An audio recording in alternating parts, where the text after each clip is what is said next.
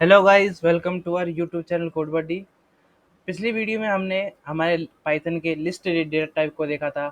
और आज इस वीडियो में हम उस लिस्ट डेटा टाइप के कुछ फंक्शंस को पढ़ने वाले हैं, जिसके अंदर हम करेंगे len function, list function, min, max और सम फंक्शंस।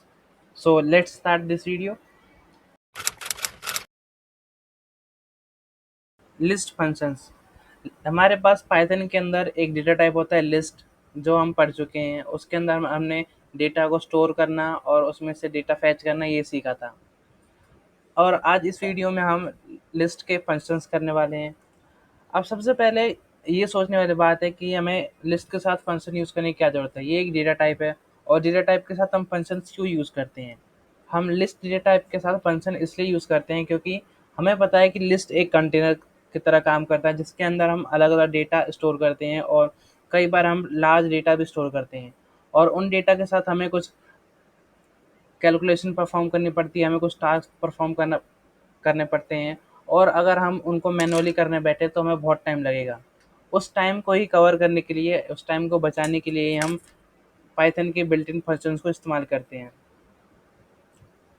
जैसे एक, अगर मैं आपको एक और केस बताऊं कि हमारे पास एक लिस्ट है जिसके अंदर 100 बच्चों के वेट हैं, और मुझे चाहिए कि जिस बच्चे का सबसे मैक्सिमम वेट है वो मुझे पता चले। और मैं चाहूँ तो इस काम को मैन्युअली कर सकता हूँ। मैं वन बाय वन सबसे कंपेयर करूँगा और जो लास्ट में मेरे पास वैल्यू जो सबसे सबसे लार्जेस्ट होगी वो मेरी मैक्सिमम वैल्यू होगी। पर इसमें मुझे बहुत टाइम लगेगा। अगर मैं इसका कोड भी बनाऊँ तो बहुत लंबा कोड बनेगा। इसी प्रॉब्लम को सॉल्व करने के लिए हम फंक्शंस का यूज़ करते हैं। इससे क्या होगा कि हमारा टाइम बचेगा, हमारे कोड ऑफ लाइन कम कम होगी, और जो हमारा लॉजिक है वो भी साथ में बहुत स्ट्रॉन्ग होगा। लिस्ट फंक्शन में जो हम सबसे पहला फंक्शन करने वाले हैं वो हम करेंगे लेन फंक्शन। अगर आपने हमारी स्ट्रिंग फंक्शंस की वीडियो देखी होगी तो आपको अंदाज़ा लग गया होगा कि लेन फंक्शन काम क्या करता है। स्ट्रिंग के लिए लेन फंक्शन काम करता है कि वो हमारे पास किसी भी स्ट्रिंग के अंदर नंबर ऑफ कैरेक्टर्स को काउंट करता है और उसके जो काउंट है उसको रिटर्न करता है। उसी तरह लेन फंक्शन जो है लिस्ट के लिए नंबर ऑफ एलिमेंट्स को रिटर्न करता है। वो ये काउंट करता है कि जो हमारी गिवन लिस्ट है उसके अंदर कितने नंबर ऑफ एलिमेंट्स हैं। इसके लिए हम एक लिस्ट बनाएंगे एल, और लिस्ट बनाने का सिंबल क्या है, हम स्क्वायर ब्रैकेट सिंबल्स का इस्तेमाल करते हैं। इसके अंदर हम कुछ नंबर्स को स्टोर कर लेंगे। अभी देखिए इसके अंदर कितने नंबर्स हैं, 1, 2, 3, 4, 5, 6 और 7। हम इनको एलिमेंट्स भी बोल सकते हैं। तो इस लिस्ट के अंदर 7 एलिमेंट्स है। और लेन फंक्शन क्या करेगा, लेन फंक्शन हमें यही बताएगा कि इस लिस्ट के अंदर कितने एलिमेंट हैं। तो इस लिस्ट के अंदर 7 एलिमेंट, तो हम एक्सपेक्ट करते हैं कि जो हमारा लेन फंक्शन होगा वो हमें 7 रिटर्न करेगा। तो हम अपने लेन फंक्शन को लिख लेते हैं। लेन फंक्शन को इस्तेमाल करने के लिए सिंटेक्स ये है कि हम अपने लेन फंक्शन को लिखेंगे और उसके अंदर अपनी लिस्ट को पास करेंगे। लेन फंक्शन हमारे पास काउंट रिटर्न करता है, तो हमें उस काउंट को स्टोर करने के लिए एक वेरिएबल की नीड होगी। देन इस वेरिएबल को हम प्रिंट कर लेंगे। और देखिए रन होने के बाद इसने हमें रिटर्न किया 7, जो कि हमने काउंट करके चेक किया था कि जो नंबर ऑफ एलिमेंट्स है इस लिस्ट में वो है 7। और इसमें 2 एलिमेंट और ऐड करते हैं तो देखिए काउंट भी इंक्रीज हो गया 9। अब हमें इसकी ज़रूरत क्यों है, ये तो हम मैनुअली भी काउंट कर सकते हैं। इसकी ज़रूरत अभी हमें समझ नहीं आएगी क्योंकि अभी हम बड़े डेटा पर काम नहीं कर रहे हैं। अभी हमारे पास हमें दिख रहा है कि ये नाउन है, हम 9 है, हम इनको काउंट कर सकते हैं। अगर हमारे पास बहुत लार्ज डेटा हो, जैसे कि हज़ारों लाखों में डेटा हो और उनको हम काउंट करने बैठे तो हमें ज़िंदगी लग जाएगी वैल्यूज़ को काउंट करते करते। तो उसी काम को आसान करने के लिए हम लेन फंक्शन का इस्तेमाल करते हैं। लेन फंक्शन हमें एक लिस्ट के अंदर कितने नंबर ऑफ एलिमेंट्स है इस वो रिटर्न करके देता है। अब नेक्स्ट जो फंक्शन हम करने वाले हैं वो है लिस्ट फंक्शन। अब जिसके नाम की तरह ये सेम है और इसका काम भी सेम है। लिस्ट हम कैसे क्रिएट करते हैं, लिस्ट हम एक सिंबल होता है हमारे पास स्क्वायर ब्रैकेट, और उससे हम अपनी लिस्ट को क्रिएट करते हैं। पर हमारे पास एक फंक्शन भी होता है जिससे हम लिस्ट क्रिएट कर सकते हैं, वो है लिस्ट फंक्शन। लिस्ट फंक्शन क्या करता है कि हमें एक एम्प्टी लिस्ट क्रिएट करके देता है। फॉर एग्जांपल अगर मैं एक वेरिएबल बनाऊँ list1, और उसको असाइन करेंगे हम लिस्ट फंक्शन से, एंड देन इसको जब हम प्रिंट करेंगे लिस्ट वन को और रन करते हैं। रन करने के बाद देखिए इसने हमें रिटर्न किया एक एम्प्टी लिस्ट। यही सिंबल होता है हमारी लिस्ट का, स्क्वायर ब्रैकेट से क्लोज होता है। लिस्ट फंक्शन ने क्या काम किया? लिस्ट फंक्शन ने हमारे हमारे लिए एक एम्प्टी लिस्ट क्रिएट कर दी। लिस्ट फंक्शन का एक और काम होता है, वो होता है टाइप कास्टिंग। टाइप कास्टिंग के ऊपर हमने एक पूरी एक वीडियो बनाई है, आप चाहें तो उस वीडियो को देख सकते हैं। टाइप कास्टिंग होता है कि एक डेटा से दूसरे डेटा टाइप में कन्वर्जन को ही हम टाइप कास्टिंग कहते हैं। चलिए अब टाइप कास्टिंग में देख लेते हैं। उसके लिए हम एक अलग डेटा टाइप यूज़ करने वाले हैं जिसको कहते हैं टपल। टपल को यूज़ करने के लिए हम सिंपल ब्रैकेट्स को इस्तेमाल करते हैं और उसके भी अंदर हम वैल्यूज़ को कॉमा से सेपरेट करके लिखते हैं। और इसका हम टाइप चेक कर लेते हैं कि जो भी ये टी वेरिएबल है, जो हमारी टपल है, उसका टाइप क्या है।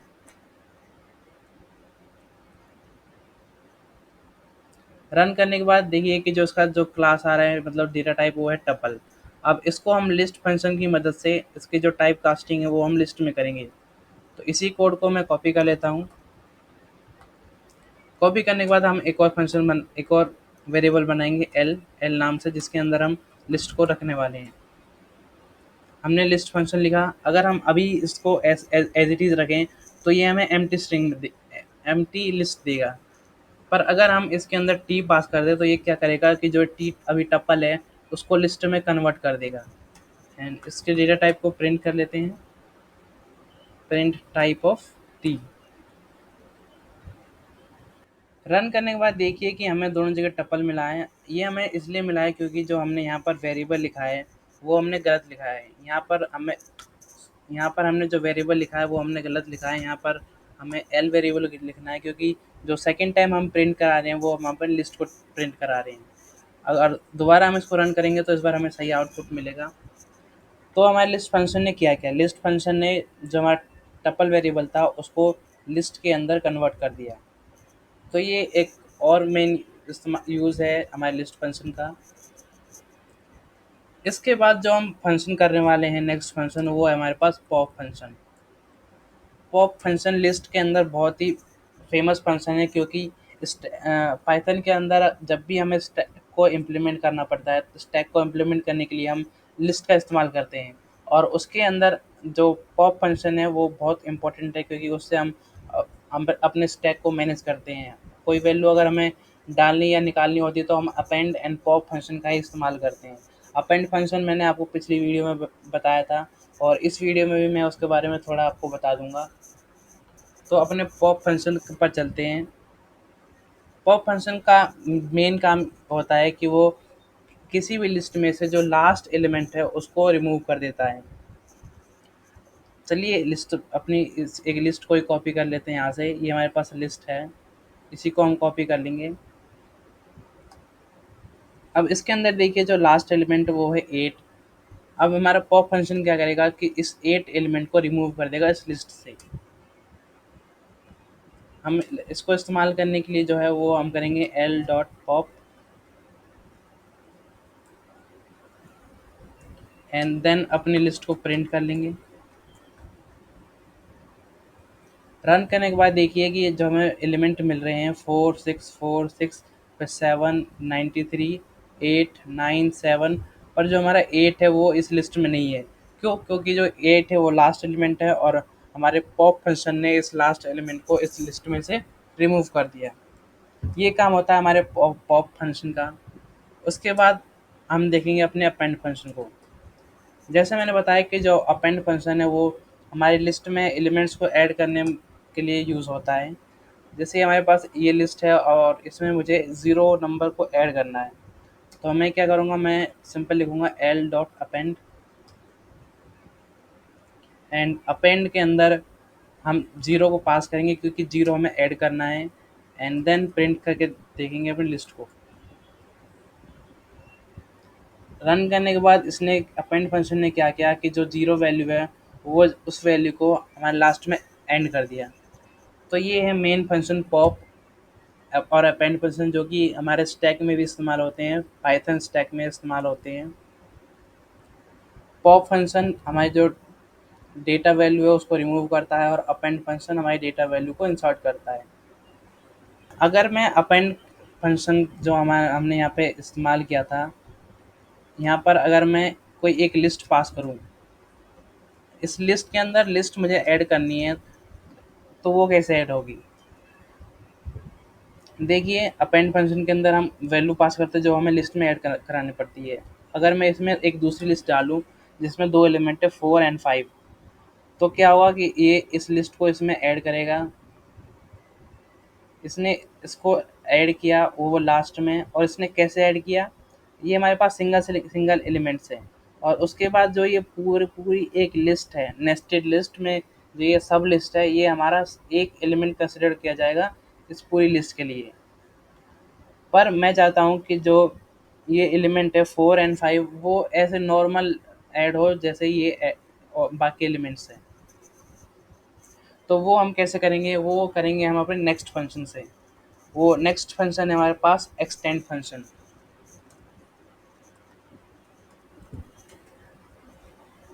एक्सटेंड फंक्शन क्या करता है कि हम जो भी लिस्ट पास करते हैं उस लिस्ट के सारे एलिमेंट्स को दूसरी लिस्ट के अंदर ऐड कर देता है। चलिए इसको देखते हैं। तो एक लिस्ट हमारे पास पहले से ही है, हमारे पास ये लिस्ट पहले से ही है, और इसके अंदर हम दूसरी लिस्ट ऐड करेंगे जिसके अंदर कुछ एलिमेंट्स होंगे। तो हम सिंपली एल डॉट एक्सटेंड लिखेंगे एंड देन उसके अंदर अपनी लिस्ट को पास करेंगे। इस बार लिस्ट में हम 5-6 एलिमेंट ले लेते हैं ताकि जो जो लिस्ट हो वो हमारी बड़ी लगे। एंड देन अपनी जो ओरिजिनल लिस्ट है ये एल लिस्ट, इसको प्रिंट कर लेते हैं।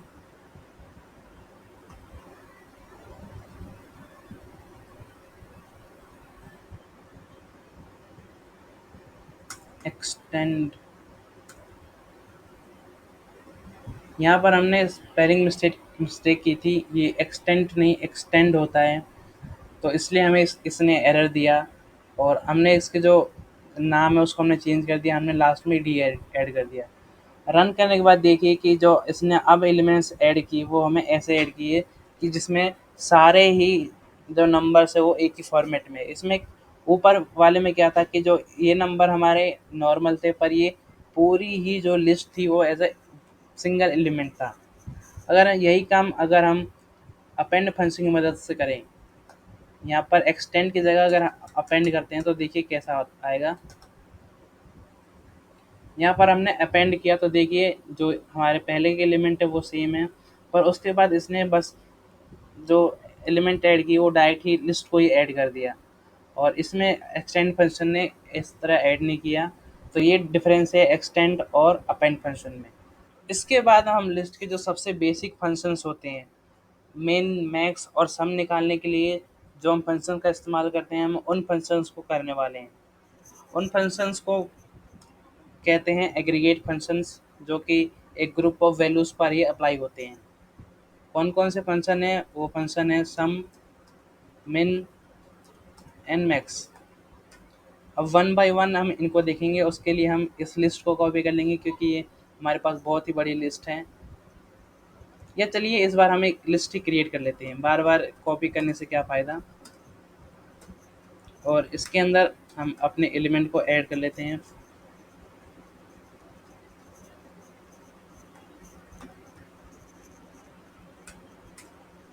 तो देखिए इसमें कुछ 5 एलिमेंट्स हमने ऐड किए हैं, और अब हम इनकी मिनिमम, मैक्सिमम और सम वैल्यूज़ को प्रिंट करेंगे हमारे फंक्शन की मदद से। सबसे पहले हम सम फंक्शन इस्तेमाल करेंगे। उसके लिए हम लिखेंगे सम डबल ब्रैकेट्स, और उसके अंदर हम अपनी लिस्ट को पास करेंगे। यहाँ पर देखिए कि उसको जो पहले हमने फंक्शन यूज़ किए थे वो हमने डॉट ऑपरेटर के साथ इस्तेमाल किए थे, पर यहाँ पर हमें डॉट ऑपरेटर इस्तेमाल करने की ज़रूरत नहीं है। हम डायरेक्ट आर्ग्यूमेंट में अपनी लिस्ट को पास करेंगे तो हमें इनका सम, मिन और मैक्स मिल जाएगा। इसको एक वेरिएबल में स्टोर कर लेते हैं। लेट्स, हम इसको नाम ले देते हैं आई, और अपने इस वेरिएबल को प्रिंट कर लेंगे। प्रिंट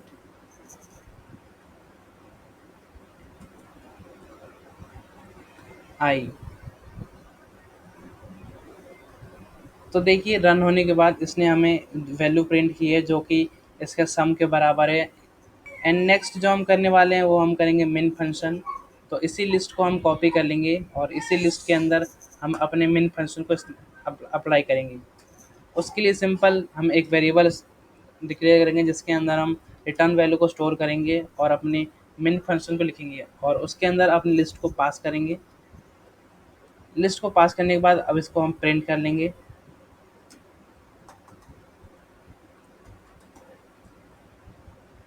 देन रन करने के बाद अभी देखिए यहाँ पर हमें एल पास करना है ना कि लिस्ट, क्योंकि हमें रिटर्न वैल्यू चाहिए।